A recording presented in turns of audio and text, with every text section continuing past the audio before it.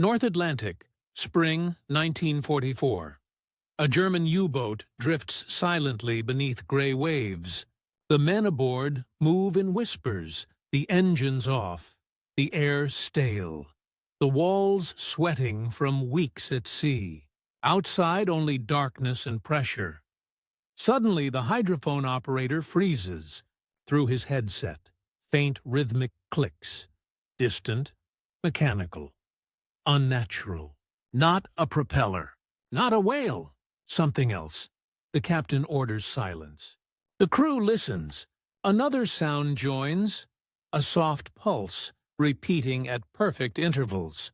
Somewhere above, a line of small buoys floats across the surface, their radio transmitters sending invisible signals through the deep. The men laugh nervously. "American toys," one mutters. "They think it's harmless. They are wrong." Moments later, their sonar detects aircraft approaching. Multiple contacts, converging fast. The ocean around them begins to echo with high-pitched pings. For the first time, they realize the enemy can hear them breathe. The captain dives. Depth charges roll from the sky. The laughter dies. In that instant, the hunters of the Atlantic understood the truth. The sea no longer belonged to them. In 1939, when war returned to Europe, the ocean became a battlefield once more. Germany, unable to match Britain's navy in size, turned instead to stealth. From the harbors of Kiel and Wilhelmshaven, long, sleek submarines slipped silently into the North Sea and beyond. The U-boats, short for Unterseeboote, undersea boats. Their mission was simple and ruthless: choke Britain's lifeline. Every ship that brought oil, food, or weapons across the Atlantic was a target. The men who crewed these submarines called themselves Seewölfe, sea wolves. The Allies soon learned why. In the early years of the war, the U-boats ruled the waves. Their commander, Admiral Karl Dönitz, devised the Rudel tactic, the wolf pack tactic. Dozens of submarines coordinated attacks under radio control, ambushing convoys at night. Ships burned from bow to stern, oil slicks stretching for miles. The Atlantic became a graveyard of steel. In 1940 alone, Germany sank nearly 1,000 Allied vessels. Britain was starving. Winston Churchill later admitted, "The only thing that ever really frightened me during the war was the U-boat peril." The ocean, vast and merciless, had become Germany's greatest ally. Life aboard a U-boat was both heroic and horrific. Cramped steel tubes barely 220 feet long carried crews of 50 men into the deep. There was no privacy, no fresh air, no light but red bulbs glowing in the dark. The air stank of diesel, sweat, and fear. Yet their morale was iron. German propaganda hailed them as the Knights of the Deep, heirs to an invisible chivalry of modern war. Their commanders, men like Prien, Kretschmer, and Topp, became national heroes. But beneath the heroism lay the first cracks. The Allies were learning. Convoys began to travel with destroyer escorts equipped with early sonar, then called ASDIC. Aircraft patrolled the seas from Iceland to Gibraltar. The ocean, once a shield, was shrinking. Sonar could hear a submarine, but not pinpoint it. Depth charges could damage it, but not guarantee a kill. The technology war had begun, a race between invention and extinction. By late 1941, the United States entered the war. With it came resources and scientific power on a scale the Germans had never imagined. American engineers, British physicists, and Canadian researchers formed a network of laboratories dedicated to one purpose: Defeating the U-boats, they built new radar systems capable of detecting periscopes on the surface. They developed magnetic detectors for aircraft. They created escort carriers, small aircraft carriers that could accompany convoys and strike submarines far from shore. But the greatest leap forward was invisible: sound.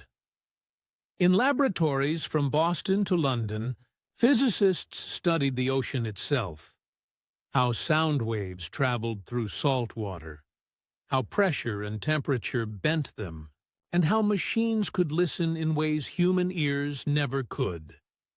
They discovered that the ocean was not silent at all. It was alive with echoes, vibrations, and rhythms that could reveal everything, if one could learn to interpret them. The Allies began to weaponize sound. By 1943, the tide was turning. Allied convoys sailed with radar, sonar, and air cover that could stretch hundreds of miles. The happy times for U-boats ended. Losses mounted. Every time a submarine surfaced to recharge batteries, patrol aircraft waited. Every time a wolf pack gathered to strike, radio triangulation betrayed its position. The U-boat crews adapted. They dove deeper, stayed longer, and relied on luck more than technology. But deep beneath the Atlantic, the Allies were preparing something new, a device that would erase luck entirely. It wasn't a ship, or a plane, or a gun. It was a small floating buoy, the Sonar Buoy. Designed to listen instead of shoot, it could be dropped by aircraft, spread across the sea like a net of ears. Each one carried a tiny hydrophone and a radio transmitter, relaying every sound back to the hunter above. The ocean that had once hidden the hunters would soon betray them. From the frozen ports of Norway to the stormy Atlantic routes, German submariners still believed they could outsmart the enemy, that their courage and experience would be enough. But in the laboratories of Massachusetts and the factories of Britain, the Allies were building a new kind of weapon, one that could hear through the depths and make even the bravest man fear the water around him. In the early months of 1943, the Atlantic looked deceptively unchanged, vast, gray, and cold. But beneath the surface, the war had evolved beyond anything the U-boat crews understood. The Allies had fused science with strategy, turning physics into a weapon and the ocean into a sensor. At the center of this transformation was a new idea: sound as intelligence. The U.S. Navy, working with British scientists, developed the Sonar Buoy, a small, cylindrical device that could be dropped from aircraft into the sea. Once in the water, it deployed a tiny hydrophone, a listening ear, connected to a floating radio antenna. The buoy transmitted every underwater sound it detected to the aircraft circling above. Unlike the old shipborne sonar, which required noisy destroyers to emit pings, the Sonar Buoy was passive. It didn't reveal its position. It simply listened. One plane could drop dozens of them, forming a wide acoustic net that could detect a submarine's propeller vibrations miles away. What made it deadly was teamwork. Once a submarine was detected, the plane could radio its location to nearby destroyers, which raced in to deliver the kill. The Germans had no counter for this. The skies became the Allies' greatest weapon. By 1944, long-range patrol aircraft like the B-24 Liberator and PBY Catalina flew constant sweeps over the Atlantic. Their bellies carried radar pods, depth charges, and racks of sonar buoys. They could search hundreds of square miles in a single mission, hunting what had once been invisible. To the submariners below, this new warfare was terrifying. They could hear aircraft engines faintly through the water, followed by pings, then silence, then explosions. There was no warning, no pattern. A German officer captured in 1944 described it as dying by mathematics.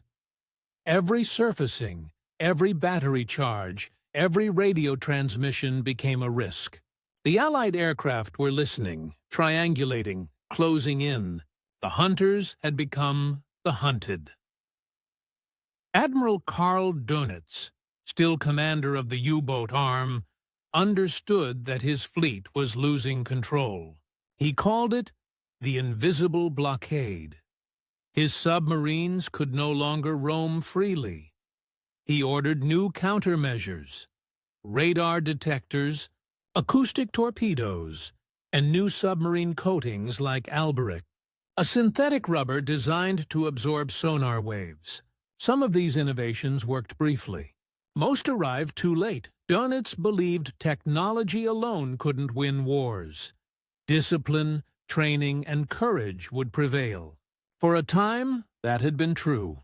But now, the Allies' machines didn't tire, didn't panic, and didn't need oxygen. The ocean itself had become their weapon.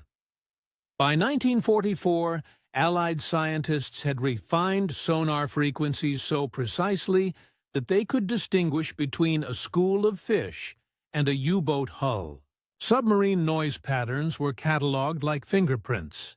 Each type of engine, each class of propeller, produced a unique sound signature.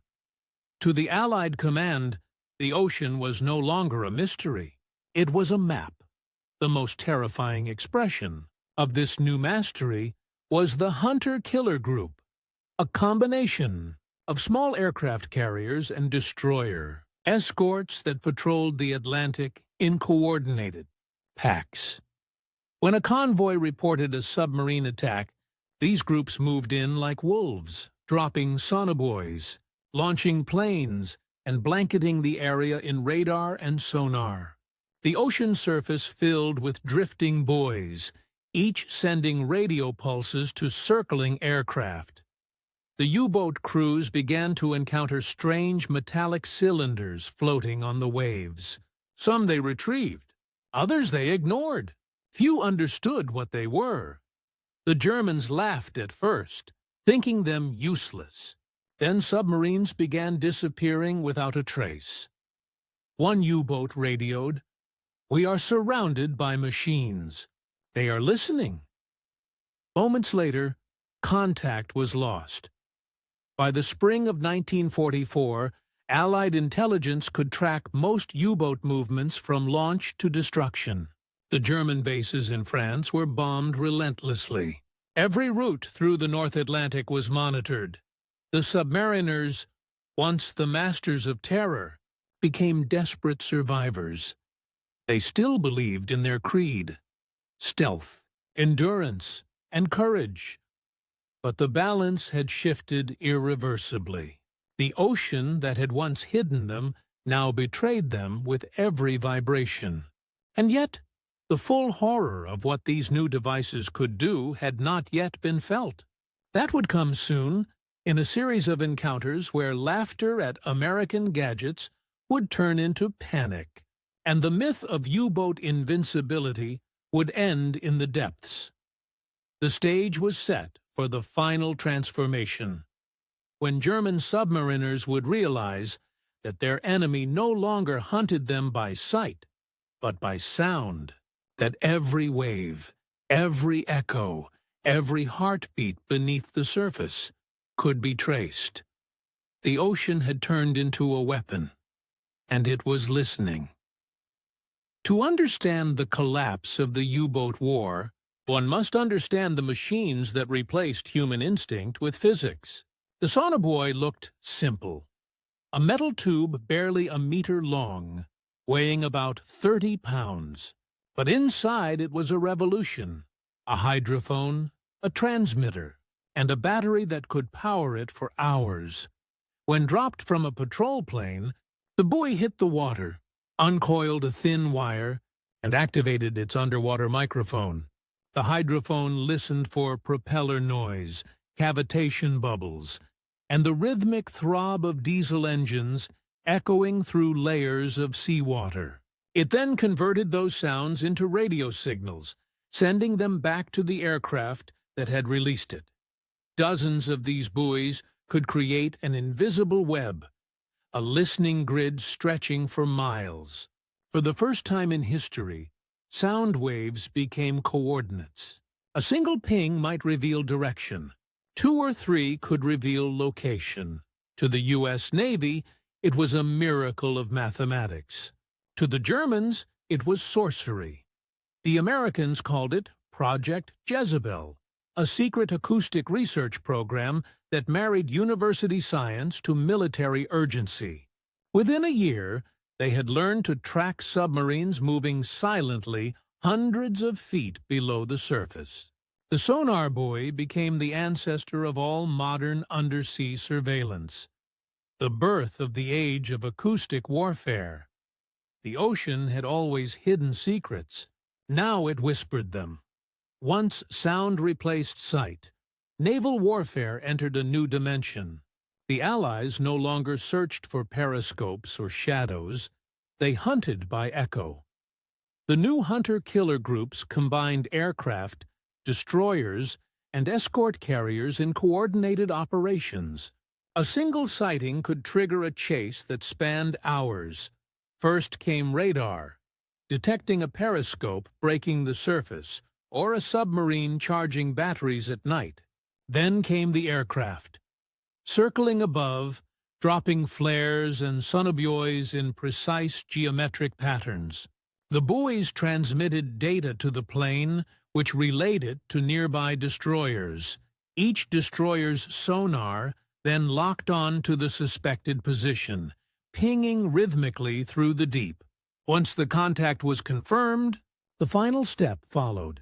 Depth charges, or hedgehog mortars. Rows of small explosives launched forward in tight clusters.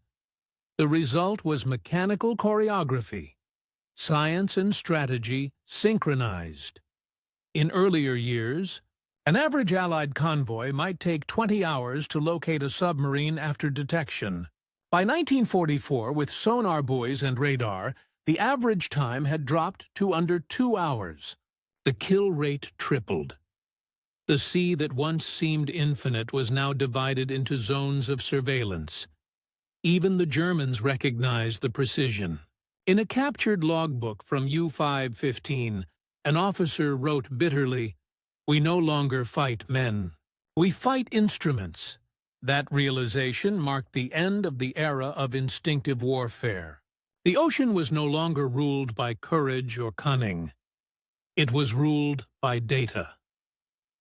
For the German submariners, the shift from dominance to doom was not gradual. It was suffocating. Inside a U-boat, space was a luxury. Bunks were shared in shifts. The air smelled of oil, mold, and fear. Condensation dripped constantly from the ceiling. The men lived by red light and routine. Dive, listen, surface, run, dive again. But by 1944, silence had become their prison. The newer Allied devices forced them to hide for days, barely moving, whispering orders, conserving air. Even a cough could betray them. They learned to fear the smallest sounds, the hiss of a valve, the metallic click of a wrench, the echo of footsteps on a deck plate. The ocean, once their camouflage, now felt like a trap made of sound. When they surfaced at night to charge batteries, the horizon was never empty. There were strange reflections in the waves. Buoys, antennae, the faint green glow of Allied aircraft radar. Some men swore they could hear the Americans above, circling invisibly, waiting. Every noise became a possible death sentence. The strain broke men. They started seeing the ocean as alive. Not a wilderness, but a sentient enemy that listened, followed, and struck. Letters recovered after the war reveal a haunting shift in tone. In 1941, U-boat crews wrote of adventure and duty. By 1944, their words spoke of dread and inevitability. One sailor wrote to his wife, "The sea is full of eyes now. We cannot hide from it anymore." That line captured the heart of the new war. Not a battle between ships, but between man and machine, between secrecy and exposure. The very environment that had once given the submariners their power had turned against them. The U-boats that still sailed out of France and Norway in 1944 were relics of an earlier age. Steel, ghosts hunted by sound and mathematics. Yet their commanders clung to hope, believing discipline and bravery might still overcome machinery. That hope would shatter soon, when the boys they mocked became the instruments of their destruction. German engineers were no strangers to innovation. The same nation that had pioneered jet engines and rocketry now faced an invisible threat: sound itself. As Allied sonar grew sharper, German naval scientists in Kiel and Hamburg scrambled to find a countermeasure.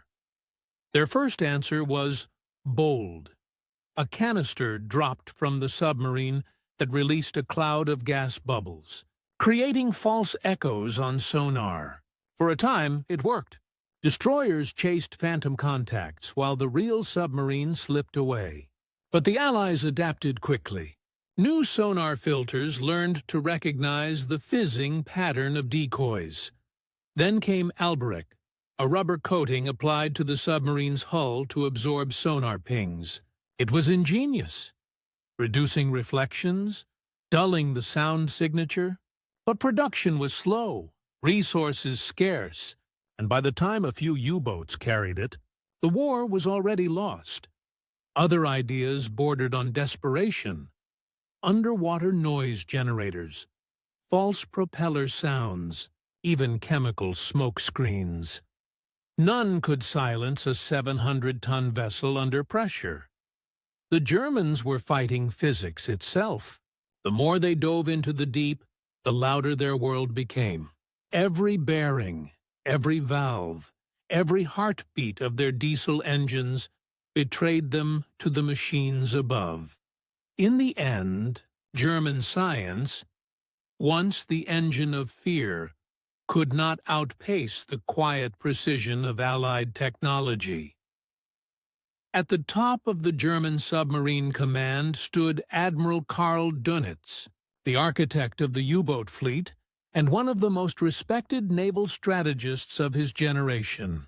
To him, submarines were not just weapons. They were instruments of will, extensions of the German spirit. For years, his doctrine had held true. Disciplined crews, coordinated attacks, relentless morale. But by 1944, he faced a nightmare that strategy could not outthink. His reports grew desperate. Enemy aircraft now attack without warning. Our submarines are located even while submerged. Cause unknown. In secret meetings, he questioned his scientists. How can they find us beneath the sea? They had no answer he wanted to hear. The Americans had changed the rules of war. Across the ocean, Admiral Ernest J. King, commander of the U.S. Navy, pursued victory with equal ferocity. He had ordered total coordination between research laboratories and combat units, an unprecedented alliance of science and command. Every failed experiment, every lost convoy, fed new designs. The two men never met, but their duel defined the Atlantic. Dönitz fought with courage, King with calculation. Both believed in mastery of the sea. But by 1944, mastery no longer meant command of ships. It meant command of sound, data, and technology. For Dönitz, It was a philosophical defeat, a realization that bravery and leadership could not overcome a world now ruled by machines. His fleet was dying not from lack of courage, but from lack of silence. For centuries, naval combat had been personal. Sailors saw their enemies through gun smoke and cannon fire. Submarine warfare had already made it impersonal. Men killing unseen men. But sonar and the sonobuoy completed the transformation. The battlefield became invisible, governed by echoes and coordinates rather than courage or skill. The Allied sailors who hunted U-boats did not see their targets. They listened, calculated, dropped explosives, and waited for oil and debris to surface. It was clinical, efficient, necessary, but it also changed how humans understood warfare. To the U-boat crews, dying unseen felt like erasure. No final battle, no glory, no witnesses, just crushing pressure and silence. The old ideals of valor and sacrifice had no place here. For the Americans, victory carried its own unease. They had defeated an enemy not through strength or bravery, but through knowledge. The triumph of science left little room for celebration. It was power without poetry, proof that the age of machines had begun. In the post-war years, naval officers on both sides would reflect on this transformation. The sonar ping, once a technical marvel, came to symbolize something deeper. The moment when war stopped being human. Courage still mattered, but it could no longer change the outcome. By the end of 1944, that truth had sunk in, literally. The U-boat arm, once the terror of the seas, was bleeding out in the depths. Dönitz still sent them forth, but fewer came back. The Allies no longer hunted the submarines, they managed them, tracking and destroying them with mathematical inevitability. And soon, in the cold Atlantic waters off Ireland and the Bay of Biscay, the moment would come when the submariners' laughter at American gadgets would turn into panic. The ocean they once ruled was about to claim them, not with storms or torpedoes, but with sound. May 1944, North Atlantic. The sea was calm, gray, and deceptively quiet. Beneath it, U-575, commanded by Captain Lieutenant Günther Heidemann, cruised at periscope depth. His orders were to intercept an Allied convoy moving toward Britain. The crew was confident. Heidemann was a veteran. They believed in stealth, in discipline, in luck, the old faith of the U-boat arm. Then, faint sounds began to ripple through the hull. Rhythmic, steady, mechanical. The hydrophone operator frowned. These weren't depth charges. These were listening. Unknown to the Germans, above them, the U.S. Navy's Task Group 21.5, a hunter-killer force centered on the escort carrier USS Bogue, was spreading a web of sonobuoys. Dozens fell into the sea, each one drifting silently, listening, transmitting. The aircraft circling overhead picked up the faint whine of U-575's propellers. The data went to the destroyer USS Haverfield, which closed in using sonar triangulation. Within minutes, the submarine's location was exact, within 100 yards. Depth charges thundered through the water. The pressure inside the U-boat spiked. Pipes burst. The lights went out.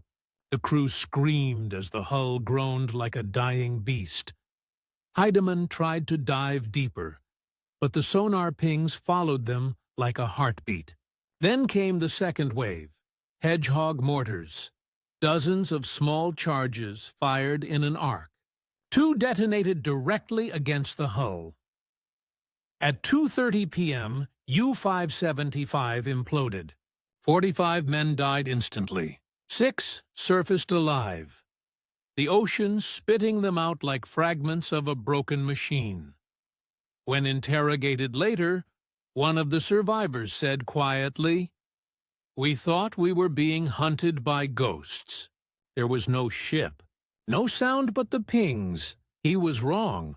It wasn't ghosts. It was science." That same spring, across thousands of miles of ocean, similar scenes played out again and again. German submarines rising to periscope depth were instantly detected by radar. Those that dove were marked by sonar buoys.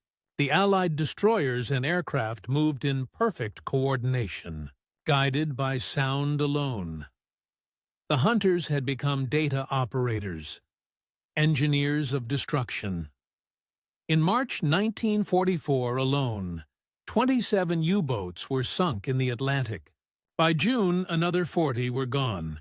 The survival rate for German submariners fell below 25%, and the most terrifying part was not the explosions.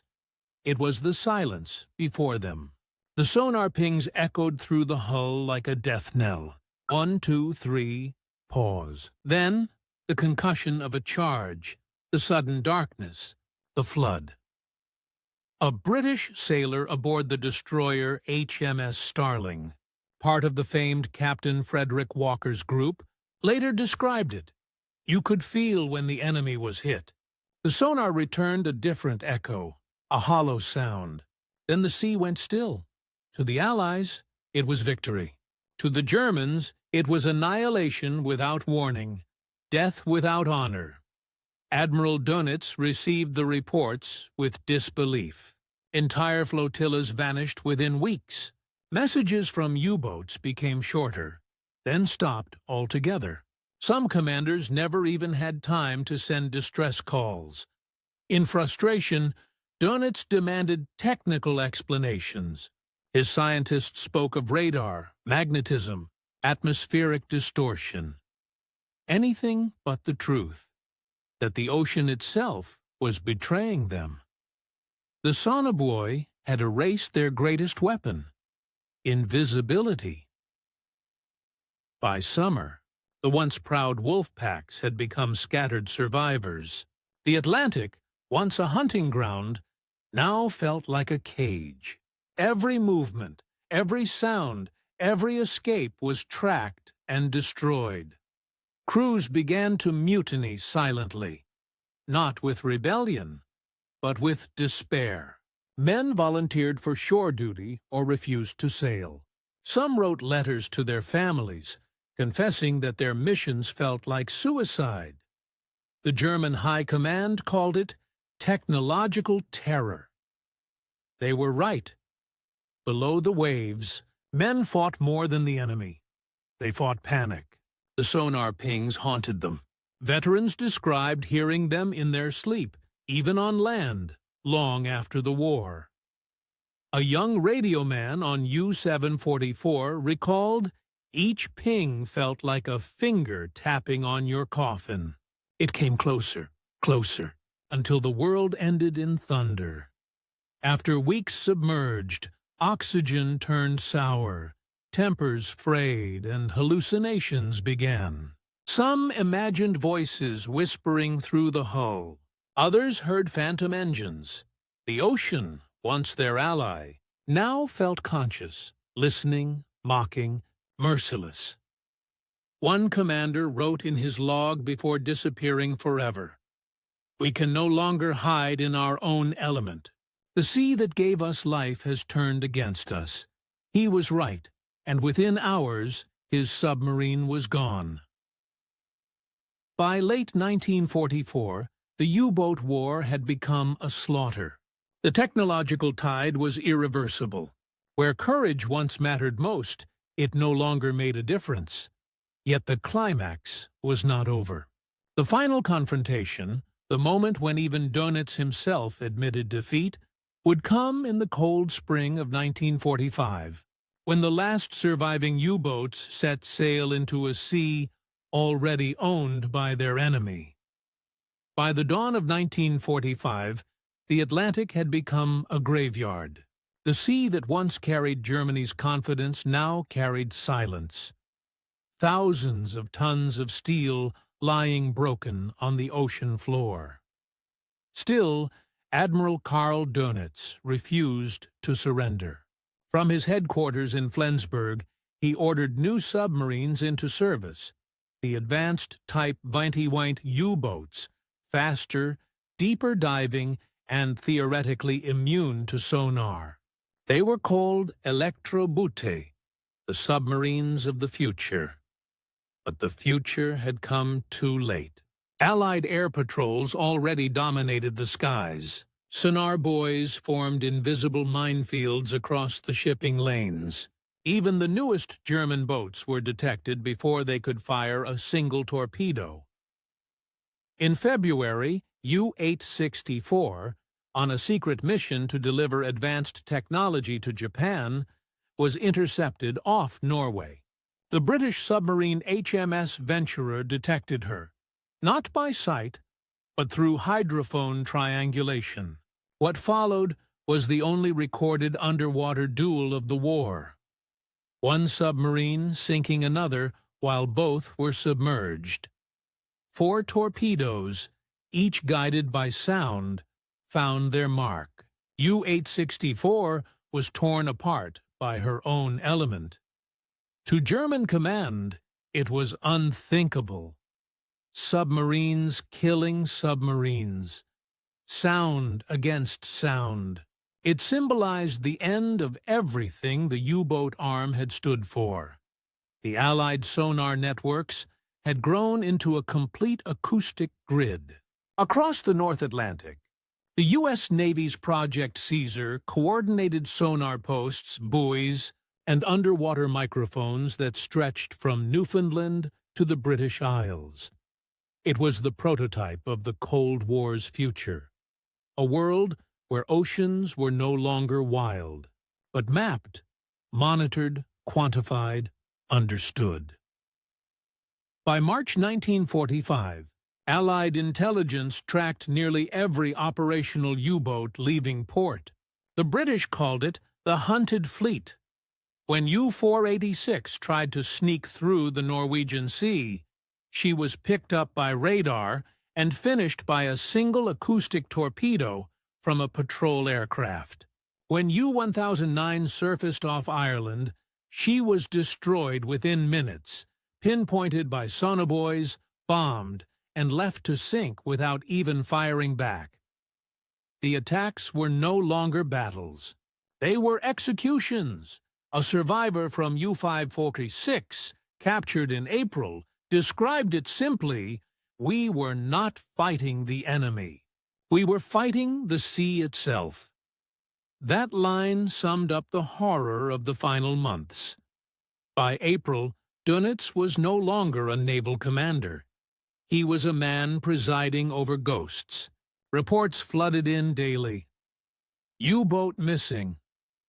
No contact for 14 days. Presumed lost. He knew what it meant. His men were dying unseen, unheard, beneath waters that once obeyed them. Yet he continued to send orders, not from madness, but from duty. The Reich demanded resistance. The Submariners, bound by loyalty, obeyed. But privately, Dönitz admitted the truth. In his post-war memoirs, he wrote, "Technology had destroyed the very element of surprise upon which our entire existence depended." He called it the betrayal of the ocean.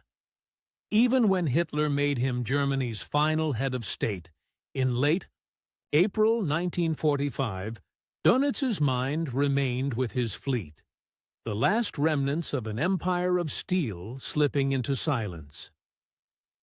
On May 4, 1945, with Germany collapsing on land, Dönitz sent a coded radio message to all U-boats still at sea. It was simple, final: cease operations. Return to port. The war is lost. Across the world's oceans, dozens of commanders heard the message through static and disbelief. Many wept. Some refused to believe it. Others ignored the order and sailed into the deep one last time. They would not surrender, but the ocean would take them anyway. That same week, U-853, operating off the coast of Rhode Island, torpedoed an American freighter in defiance of the ceasefire. Within hours, the U.S. Navy retaliated with full force. Destroyers USS Atherton and USS Moberly dropped hundreds of depth charges and hedgehog rounds. The sea boiled for hours. When it calmed, oil and debris rose to the surface. There were no survivors. It was May 6, 1945, 2 days before Germany's surrender. The U-boat war ended exactly as it had begun, in the cold silence of the Atlantic. When the guns finally fell silent, over 780 German submarines had been lost, 30,000 sailors dead, many with no graves but the sea. Their wrecks still lie there, scattered from Norway to Newfoundland, sealed tombs in eternal darkness. The Allies had not just defeated an enemy, they had conquered the element itself. And yet, the victory was not triumphant. The men who hunted submarines knew what it meant to die unseen. Many called it the loneliest war. Captain Donald McIntyre, one of Britain's top U-boat hunters, later said, "They were brave men, all of them, ours and theirs." But in the end, courage could not outlive technology. The Sonar Buoys, once the symbols of innovation, now marked something deeper. The death of an age when man's skill could rule the sea. The Atlantic lay quiet again, but it was no longer free. It belonged to science, to surveillance, to machines that listened endlessly for echoes that would never return. And far below, in the eternal cold, the rusting hulls of the U-boats still rest. Monuments to men who realized too late that the ocean they worshipped had turned against them. When Germany surrendered in May 1945, the oceans fell silent, but only on the surface. Beneath that calm, a new kind of war had already begun. The Allied navies had discovered the future. A battlefield defined not by ships or torpedoes, but by sound. In the ruins of Kiel and Hamburg, captured engineers were interrogated about their sonar-absorbing coatings, magnetic detectors, and experimental submarines. Their research, once meant to save the Reich, now became the foundation for Allied progress. American and British scientists shipped crates of German blueprints across the Atlantic. Studying every bolt and valve, within months, what had been a desperate race for survival turned into the birth of Cold War naval science. The U.S. Navy built permanent acoustic networks along the Atlantic seafloor. Descendants of the wartime Sonar Buoys, forming what would later become the SOSUS system, sound surveillance system. Thousands of underwater microphones, connected by cables, could track any submarine moving across the world's oceans. The lesson of 1944 was clear: whoever controlled sound would control the sea. For the men who had once crewed the U-boats, peace offered no relief. They returned home to find their bases destroyed, their families displaced, and their reputations buried under the weight of defeat.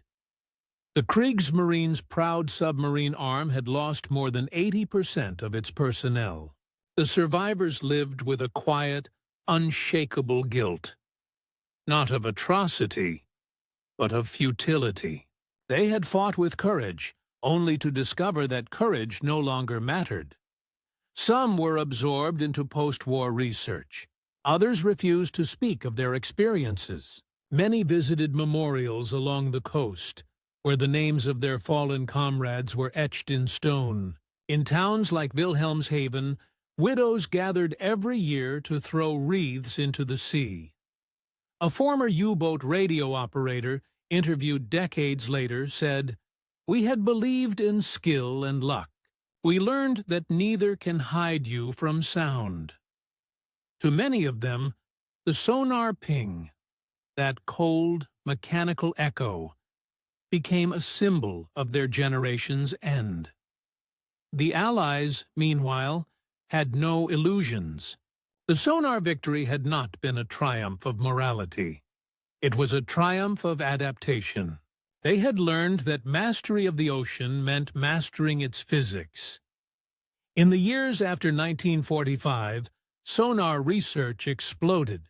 The British developed advanced active systems for their destroyers. The Americans expanded airborne sonar programs. Even the Soviets, watching closely, began building their own acoustic networks. Submarines did not disappear. They evolved. The U.S. and Soviet navies raced to create quieter engines, smoother hulls, and stealthier shapes. The lessons of the U-boat disaster became the foundation of nuclear deterrence. The submarine as silent guardian rather than predator. The invisible war that had begun in the North Atlantic now stretched across the world. From the Arctic to the Pacific, from the Mediterranean to the depths of the Arctic ice. But none of it could erase the memory of those final years, when machines first learned to hear men die. Historians now view the sonar revolution as one of the most profound turning points in military history, a shift from the romantic age of heroism to the scientific age of precision. It marked the moment when warfare became not about sight, but about information. The German submariners, once feared for their boldness, became symbols of tragedy. Men overtaken not by stronger enemies, but by a changing world. And yet, even among Allied veterans, there was respect. British Captain Frederick Walker once called the U-boat crews the most gallant adversaries ever faced. American officers echoed his words in post-war interviews. Beneath the rivalry, there remained a shared understanding that the men of both sides had faced the same ocean, the same fear, the same relentless sound. In the quiet after victory, the pings faded, the propellers stilled, and the ocean returned to stillness. But in naval command centers, the hydrophones never stopped listening. The age of sound had begun, and it would never end. In the years following 1945, the silent war did not end. It merely changed uniforms. The same sonar principles that destroyed German U-boats became the foundation of a new global standoff. By 1950, American and British engineers had linked underwater microphones across the North Atlantic, from Greenland to Scotland. This vast network, the Sound Surveillance System, SOSUS, could hear Soviet submarines leaving Murmansk or crossing the Arctic routes days before they surfaced. The ping that once hunted German steel now stalked Soviet nuclear submarines. Germany, stripped of its fleet, watched from the sidelines. But history had a strange sense of irony. Within a decade, West Germany was rearming under NATO. Former U-boat officers, the few who had survived, were recruited to train the next generation of submariners, this time allied with their former enemies. In laboratories across Bonn, Hamburg, and Boston, German and American scientists sat together, refining sonar algorithms and studying undersea acoustics. The same men who had once hidden from sonar now designed it. Their collaboration marked one of the quietest reconciliations in history. A partnership born not from politics, but from shared understanding of the deep. For the survivors, the ocean never lost its voice. They lived with the echoes of sonar pings long after the war. A sound that, to them, meant both life and death. In the 1960s, veterans of the U-boat fleet gathered in small coastal reunions. They wore no medals, made no speeches. They simply watched the sea. Some placed flowers on the water. Others stood in silence, listening to waves that once concealed them. The Allies honored their dead, too. In Portsmouth, in Halifax, in Boston, memorial plaques listed the ships lost and men never found. Each inscription was a fragment of the same truth, that technology had made the sea a battlefield where no one could see their enemy, yet all could hear him die. One British sonar operator, interviewed decades later, summed it up quietly. "Every time I heard a contact fade away, I thought of the men below. I never felt victory, only silence. That silence became the sound of remembrance. Today, sonar maps of the North Atlantic show the locations of nearly every U-boat lost in the war. Each wreck tells a story. A last dive, a desperate evasion, a final depth charge. Many remain untouched. War graves in eternal darkness." Marin Tuinintru. Biologists exploring these sites sometimes hear faint metallic echoes through their sonar scans, the lingering signatures of the ships that once ruled the deep. They rest miles apart, but together they form a single monument, a cemetery of steel and silence. For historians, the U-boat campaign represents not just a struggle of nations, but a shift in human history, from bravery to calculation, from instinct to data. The ocean, once symbol of freedom and mystery, became proof that knowledge could defeat courage, and yet there is still something hauntingly human about those wrecks. Men who believed the sea would protect them, destroyed by their faith in it. More than 80 years have passed since those sonar buoys first turned the tide. The machines have evolved into satellites, drones, and global networks, but the principle remains unchanged: the pursuit of perfect detection. Every modern submarine commander, regardless of flag, sails in the shadow of those lessons, listening to a world that is never truly silent. If one stands on a calm shore and closes their eyes, they might imagine it, a faint, steady pulse under the waves. Not a weapon now, but a memory. The sound of an age when humanity first realized that no realm, not even the deepest ocean, could hide from its own invention. The war ended in 1945, but its echoes never stopped traveling. They linger in the water still, the heartbeat of history, carried endlessly through the deep North Atlantic. Spring 1944. A crew laughs at strange floating buoys, calling them toys, harmless, trivial. Hours later, their laughter disappears into static. Only the waves remain. 80 years have passed, but the ocean has not forgotten. Beneath those same gray waters lie the bones of a generation that once believed it could master the sea. The steel hulls are now coral reefs, the men's names eroded by salt. Yet every sonar scan that passes over them sends back a faint echo, the ocean remembering. The German submariners thought they understood the sea, its silence, its depth, its refuge. What they could not know was that human invention had changed it forever. The element that once gave them power became the instrument of their defeat. The Allies didn't conquer the ocean through dominance. They listened to it, learned its rhythm, and turned it against those who trusted it most. In that act, warfare itself changed. From courage to calculation, from sight to sound. But the story is not one of triumph or vengeance. It is one of transformation. The same science that hunted men now protects them, guiding ships, mapping currents, saving lives. The sonar that once killed now listens for whales, for earthquakes, for the heartbeat of the earth itself. The ocean, indifferent and eternal, endures. It carries no grudges. It keeps only memories. And if one could descend to the depth where the U-boats rest, past the silence and the pressure, perhaps they would still hear it, the faint hum of machines that thought they could outsmart the sea.